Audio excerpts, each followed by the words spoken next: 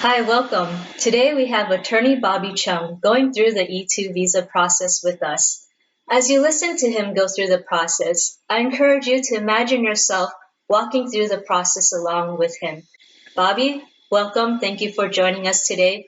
Why don't you go ahead and start us off with one of the first things to know about the E2 visa process? The E2 investor visa is essentially an entrepreneur's visa and allows foreign citizens to come live and work in the United States by starting up a business or acquiring a qualifying existing business. So one of the key requirements of the E2 visa is that the applicant has to make the investment first, either create the business first or acquire the business first before he or she is allowed to apply for an E2 investor visa.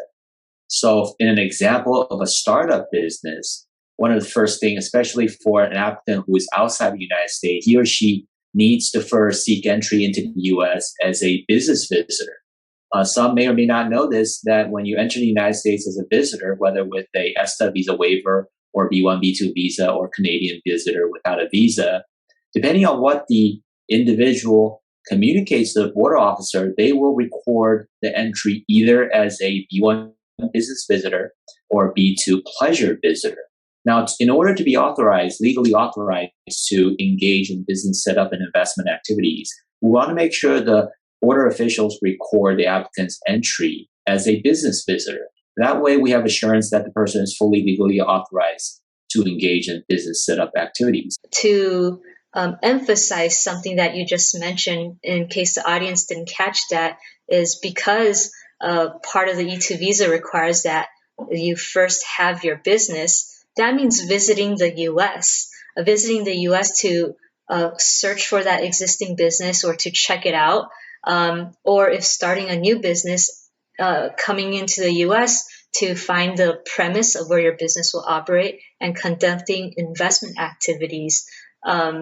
So thanks for going into even that detail of how to properly enter the US as a business visitor to get that process started.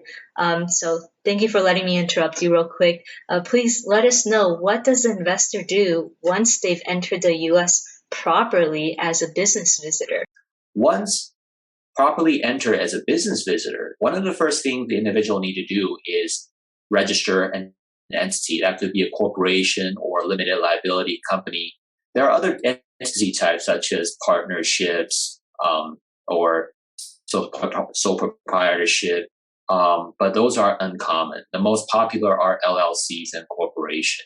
So entity creation is one of the first steps. You got to create a business. You're going to create a business. You're going to have to register a legal entity for that business. That's the starting point. In fact, company registration could actually be begun through online processes before arriving in the United States, which could even be more efficient.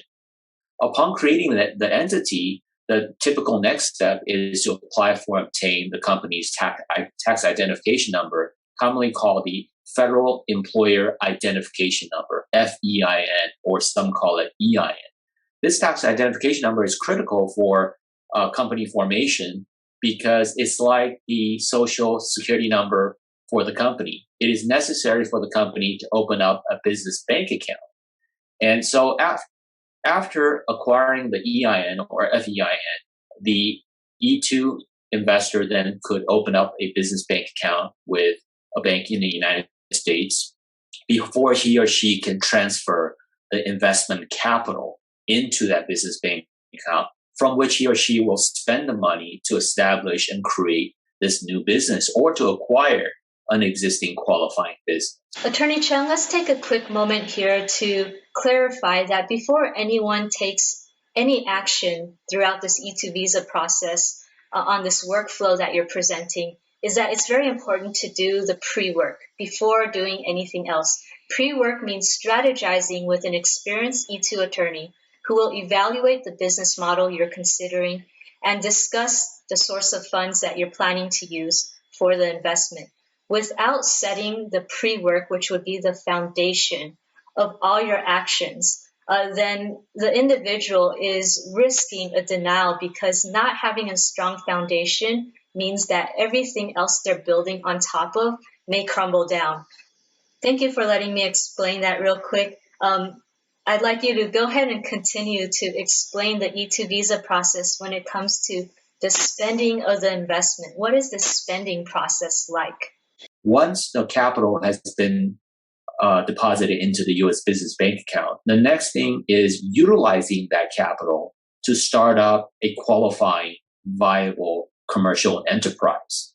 And U.S. immigration doesn't want to see the money sitting in the bank account as cash. They want to see that money committed to the U.S. economy.